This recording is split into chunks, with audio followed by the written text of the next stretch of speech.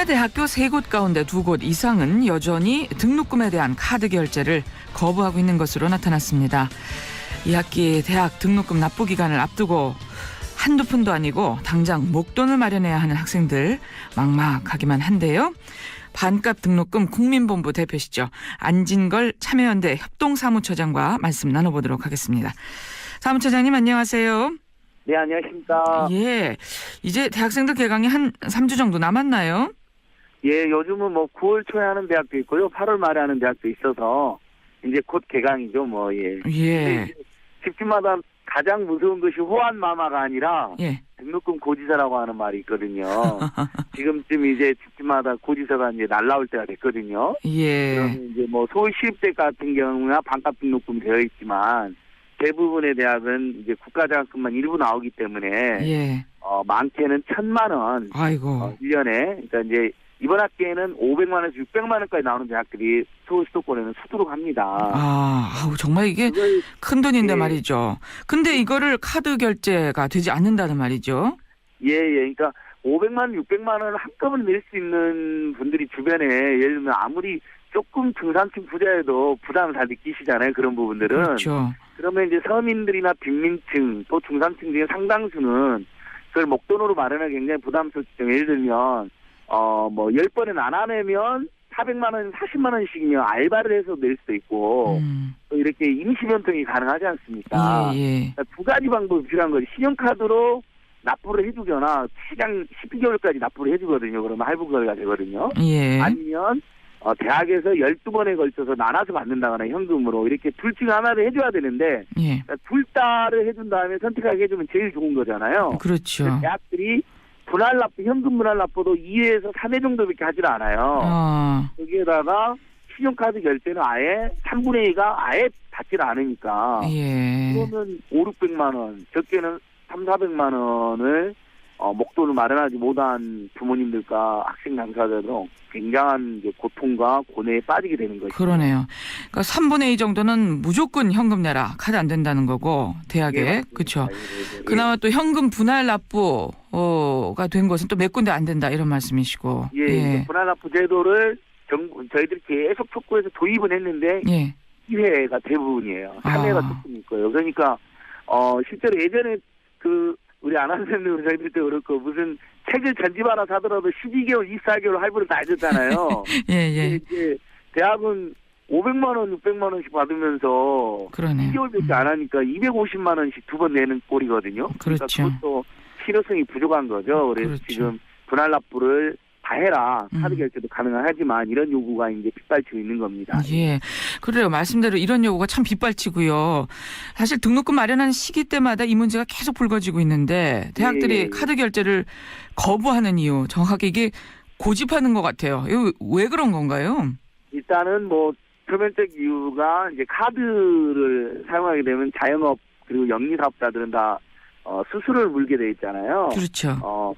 예전에 대형마트들은 무슨 연합해가지고 1, 2% 낮췄는데 중소상공인들은 3, 4%여가지고 문제가 크게 된 적이 있어서 조금씩이나 하긴 했지만 지금도 한 2.5% 정도 받고 있거든요. 그래서 대학들도 협상력이 좋은 대학은 1, 2%대, 협상력이 안 좋은 대학은 2.5% 정도를 내는 것으로 확인해요. 대학마다 다르군요. 예, 그렇습니다. 그러니까 또 이제 힘센 대학은 조금 더 낮게 받는 모양입니다. 예. 그래서 예를 들면 400만 원이면 2.5%면 수수료로만 10만 원을 내니까 이런 이제 그게 대학들에게는 부담이 되는 측면이 있고 그렇다 보면 대학들은 분명히 그것을 또 등록금 인상이라든지 다른 수수료로 학생들에게 전가할 가능성이 있거든요. 그렇죠.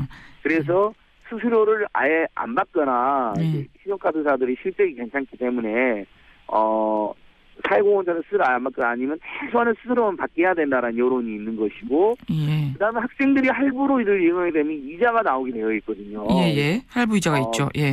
미래의 희망인 대학생들에게 할부 이자를 무이자를 해주거나 역시 최소 이자만 적용해야 된다는 두 가지 요구가 동시에 나오고 있는 상황입니다. 예. 교육당국이 실제로 금융당국에 등록금 수수료를 좀 낮춰달라고 이렇게 요구를 했다면서요.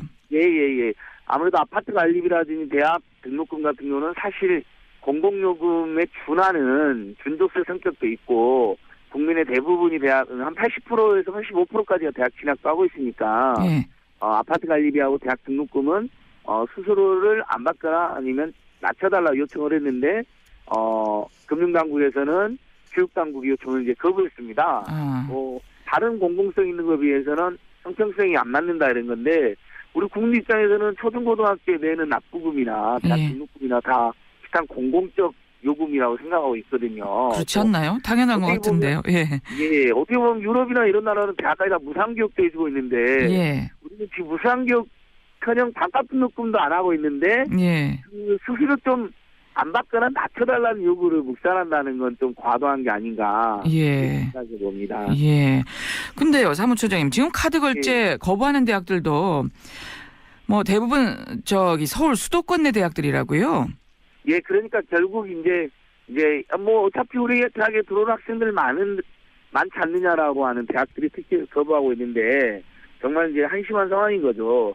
특히 지역 대학들은 많이들 받아주세요. 근데 서울에 있는 유명한 대학 중에 고려대, 한양대는 아예 신용카드 결제가 아예 불가능합니다.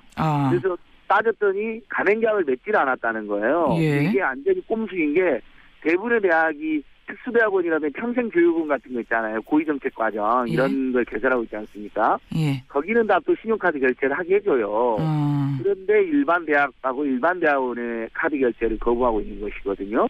그러니까 수수료 내기 싫으니까 학생들은 불편해도 상관없다. 이런 굉장히 좀 아예 고위 과정을 현금으로 받으시지.